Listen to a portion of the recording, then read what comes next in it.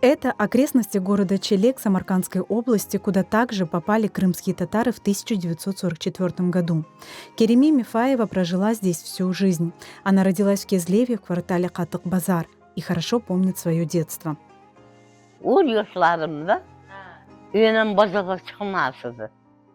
Önem sıyır soğardı, bir de sıyırımız vardı.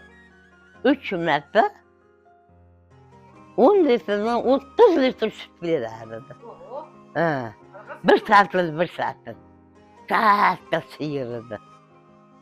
Avcı tuvardı, balasını acılatıp satardı. Çünkü hemşire oğullar hemmesi süt, katık, tırlık benkege, 10 ta benkege üyütüp, 5 tanesini bitti. Uğrat, bitti çetkege sop verirdi yedim. Başka bizlerge yakınıdı, ben oparardım. Ben borganımdan, turganda, kolumdan olardı, benkegesiyle Tangasını sop, ben kazardı, beriler. Yani beni koluma verirdi. Ve koluma yani ben kazardı hop, çıkardım ben sana. Yolda bir tane marojni satıyordum, bitti bari.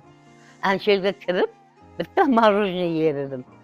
O marojni tangasını yine kıstımda salardım. Bana marojni yiyeceğim. В Самаркандскую область Кереми Апче попала 12-летней девочкой. Pasta pişkenlikle pasta verirdik. Kalan işimiz çolurdu. Ondan başka iş yoktu bir yerde. В 1955 году Кереми Мифаева вышла замуж, стала матерью 9 детей. С мужем она прожила 60 лет. Каждый год ездила в родной Кезлев, ходила к морю. Üyümüz hazırlan var lekin boshqalardan qurgan uylardi, baland qilishgan. Her borganimda uyga borib ko'rardim. U bizlar uyimizga 3 xo'jalik bir yerdan olib kelgan. Eng oxirgi yili borganimizda shu singlim ikkovimiz bordik. Borsak, ko'chani o'zgartirgan, devorlar o'zgartirgan. Bitta uyda 2 etaj qilgan. Avval 1 etaj edi. Keyin darvozani o'zgartirgan. В 90-е годы большинство крымских татар из Узбекистана вернулись на родину. Кереми Мифаева осталась в Челеке, где живут ее дети и внуки. 81 yıl bo'ldi, mana eslatlam. 44-yil kelganmiz. 2025 eslatlam. 81 yil bo'ldi kelganimga o'sha yerga. Endi bu qishloqni hamma kattadan nima? Sog'lik, salomatlik bo'lsin, tinchlik, omonlik bo'lsin.